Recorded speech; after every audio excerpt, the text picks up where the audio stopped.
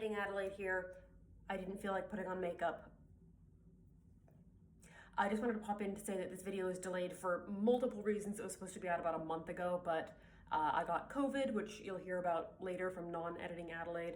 My computer decided to melt itself and it needed to be at the repair shop for a long time, which of course meant that I couldn't edit. A lot of stuff happened in my personal life. Not gonna get into that, but I just needed to take some time. And then of course, the US elections happened and I, again, needed to take some time. But onwards and upwards. So this video is coming out now and I'm hoping to return to a more normal uploading schedule again in the future, and I thank you all so much for your patience. Hello everyone and welcome back to my channel. It's so wonderful to have you here with me today. Now, first things first, I did pass the bar exam, so I'm excited and I'm very happy about that. Thank you all so much for your well wishes underneath my other video. I really appreciate it. You're all very kind. Now, this video was supposed to be out about a week ago, but unfortunately I caught COVID and was unable to film. So I'm feeling much better now, although you can still kind of hear it a little bit in my voice, but I feel fine. So we are going to jump right into a new series about which I am very excited. But before we jump in, I want to remind you all to like, comment, and subscribe, and turn on the notification bell so you get notified of future uploads. If you'd like to support me on Patreon, I'll leave a link down below. No hard feelings if you can't. A huge thank you to the people who do support this channel on Patreon. Their names are going to be listed at the end. There will be hard feelings if you don't follow me on Instagram though, because Instagram is free. Now, with the housekeeping out of the way, let's get into this video. Conspiracy theories have been very much in the cultural zeitgeist of late, and many people blame their proliferation on the rise of social media. So much so that one could be forgiven for assuming that conspiracy theories are a purely 21st century phenomenon. But that is not so. Pizzagate and QAnon are simply the progeny of a long line of crazy conspiratorial cranial conjurations. Conspiracy theories have been around since pretty much the beginning of time. Some of the more famous conspiracy theories throughout history have included one that was supported by the Spanish in the 16th century, that Queen Elizabeth I of England had a steady stream of lovers and, by them, an equally steady stream of bastard children. One can see why the Spanish would want to support this narrative. They did not like the Protestant Virgin Queen and they wanted to paint her in a poor light. In the 17th century, there was a very widespread belief that the child of the Catholic King James II and his Catholic wife, Mary of Modena, was not actually their child at all. It was just some random peasant baby that was smuggled into the palace in a warming pan. Now, there was not a shred of evidence for this theory, but it was so widespread and became so popular that it was part of the catalyst for the Glorious Revolution, in which James II was deposed and replaced by his daughter and her husband, who became the joint monarchs William and Mary. But in the late 19th century, conspiracy theories changed a little bit. Up until that point, they'd been mostly used to further the interests of one political faction over the interests of another political faction. Now, that kind of conspiracy theory still existed in the late 19th century. Indeed, it's still extant today and is perhaps the most common form of conspiracy theory today. See Donald Trump's great lie. But in the late 19th century, we can see the beginnings of the more imaginative, dare I say, sci-fi inspired conspiracy theories that continue to enjoy favor today. In this new series that I'm launching, I'm going to be discussing some of the most interesting conspiracy theories of the 19th century, and then discussing possible explanations behind them and reasons for their proliferation. I'm going to begin this series with a theory that I've actually mentioned previously on this channel. The phantom airships from Mars that were seen by thousands of people across the United States from the Midwest all the way to the West Coast in 1896 and 97. The newspapers dubbed this phenomenon the mystery or phantom airships. Most people just reported seeing lights floating off in the sky, but some people did in fact report seeing things that looked like dirigibles or airships of some kind, and some people even reported that they had seen and even interacted with the pilots and crew of these ships. In total, thousands of these sightings were reported, and some estimate that the total number of sightings that were not reported could reach over 100,000. So this was not a small phenomenon. This was a very big thing at its time. The first sighting took place on November 17th, 1896, in the sky above Sacramento, California. It was reported on the next day in the Sacramento Bee and in the San Francisco Call. These newspapers reported that the night before, the citizens of Sacramento had seen a bright light moving slowly about in the sky above the city at an elevation of approximately 1,000 feet. While most people only said that they could see the light, some people said that they could see the little speck of an airship in the middle of the light. And one man, a Mr. R.L. Lowry, claimed that he had heard a voice coming from the aircraft, commanding the crew to throw her up higher, she'll hit the steeple. And as a humorous side note, the steeple in question was not actually a church steeple, it was a spire on top of a brewery. Mr. Lowry, who must have had very sharp eyes, also claimed that he had observed the craft in some detail. He said that it appeared to be powered by two men exerting themselves upon bicycle pedals, above which was the passenger compartment, above which was the body of the craft. To this he added that a bright light was mounted to the front of the craft. This calls to my mind images of some sort of strange bicycle-powered zeppelin. Some other people reported hearing the sounds of singing or laughter coming from the ship as it passed overhead. But perhaps the most striking account of an encounter with one of these ships was reported by the Stockton Daily Mail on November 27, 1896. The Daily Mail reported that while one Colonel G.H. Shaw and a friend were returning to Stockton at around 6 p.m., the colonel's horse stopped and gave a snort of terror. Upon looking up, the colonel beheld three strange beings. The colonel described the beings as standing roughly 7 feet high and as being very slender with small, delicate hands, which, the colonel noticed, lacked fingernails. Their feet were also very narrow, but they were twice the length of the feet of an ordinary man. Their toes, like the rest of them, were also very long and slender, and the colonel noted that the beings seemed to have better use of their feet than they did of their hands. To make this encounter even more bizarre, the colonel estimated that the beings weighed only about 1 ounce, because when he attempted to touch one under the shoulder, he found that he was able to lift it off the ground without exerting even the slightest amount of effort. The lightness of the beings caused the colonel to speculate that their feet were so dexterous in order to allow them to grip the ground to prevent being blown away. The colonel said that the beings wore no clothing, but said that they were instead covered all over with a short, soft fur, which the colonel described as being akin to silk velvet. The colonel said that the beings had no hair, that their ears were very small, and that their noses had the appearance of polished ivory.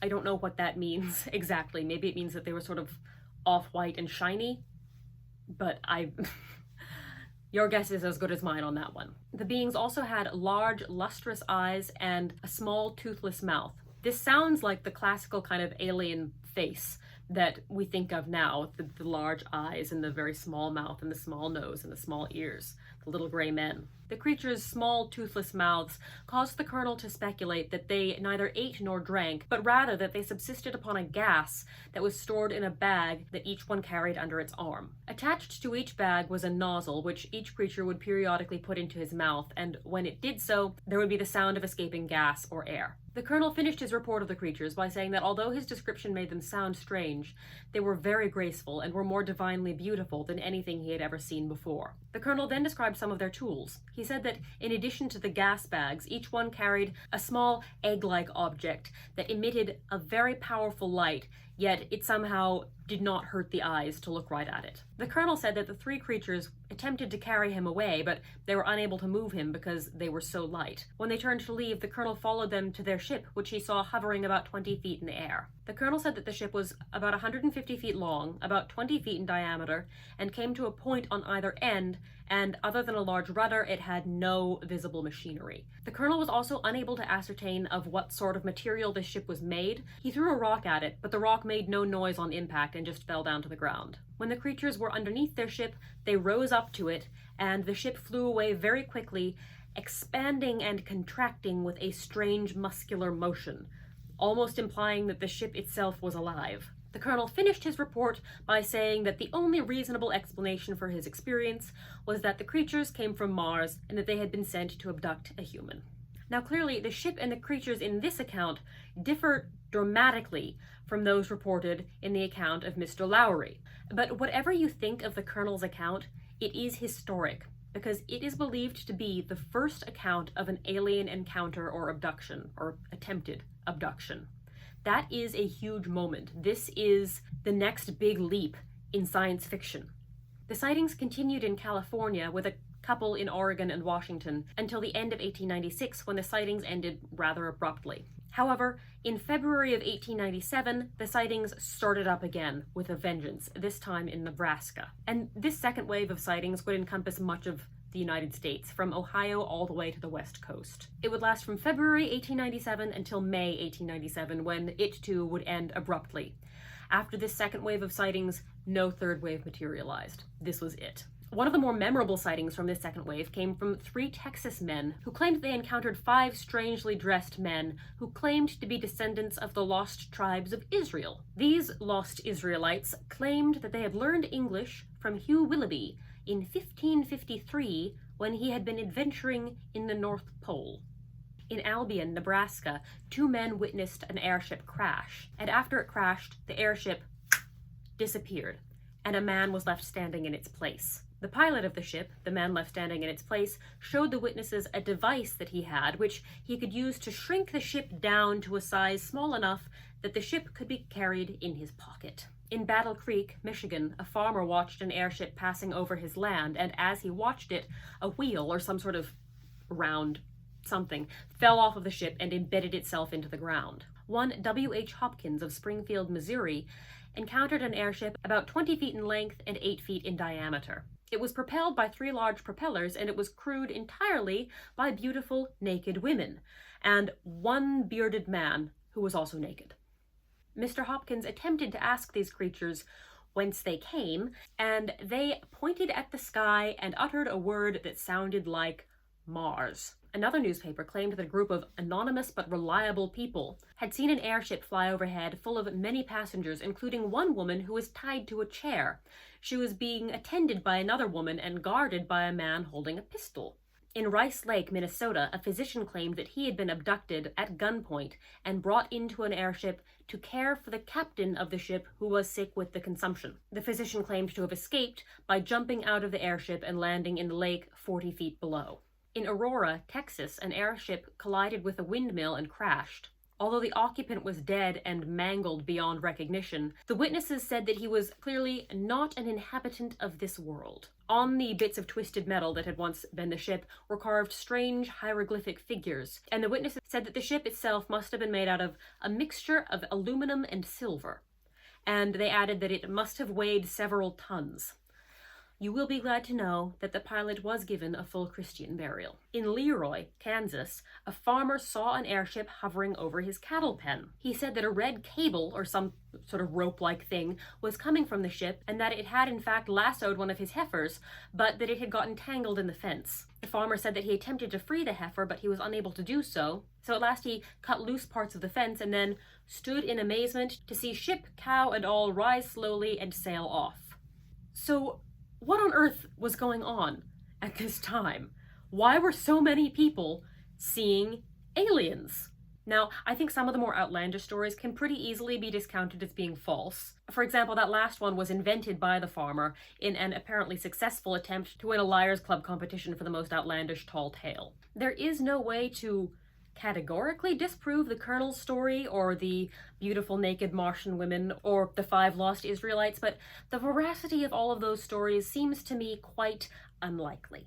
But some of the other reports are more difficult to dismiss. The first sighting in Sacramento was witnessed by hundreds of people. In Topeka, Kansas, several hundreds of people, including John W. Leedy, who was the governor of Kansas, witnessed a blood-red light moving across the sky. This sight apparently frightened some people so much that they hid in their storm cellars because they thought it was the end of days, which leads me to suspect that whatever they saw was more than just a comet or a shooting star. And there are several other straightforward accounts of several hundreds of people seeing airships in the sky.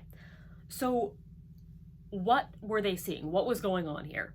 There have been several theories put forward to explain this phenomenon. One that I've heard a lot was that these people were simply mistaking astronomical phenomena for airships. Now, I find this unlikely for several reasons. First of all, it kind of plays into the idea that all of our ancestors were stupid and they didn't know what they were looking at. And, you all know that I don't like that narrative, so I'm already looking a little bit askance at this theory, but let's give it the benefit of the doubt and fully consider it. Well, people in the late 19th century knew about astronomical phenomena as well as, if not better than, we do today. Now, we may know more about space than they did back then, but the average person back then knew more about what was going on in the night sky around him than the average person does today, simply because there was less light pollution back then. Generally, people could see the night sky more, so they had a better idea of what was usually going on in it. Secondly, imagine that you live in a world without airships, without airplanes, without zeppelins. The only way that people in the 19th century knew of flying was in a hot air balloon. Is it really likely that thousands of people would mistake a comet or a shooting star for a piece of technology that did not exist? I just find that to be very unlikely. Now, some people might counter this point by saying, well, aliens were not part of the cultural consciousness at that time, and yet they were able to come up with stories about aliens, so why not airships? But that's not true. Aliens were part of the cultural consciousness at this time. This is a book of Lardner's scientific lectures.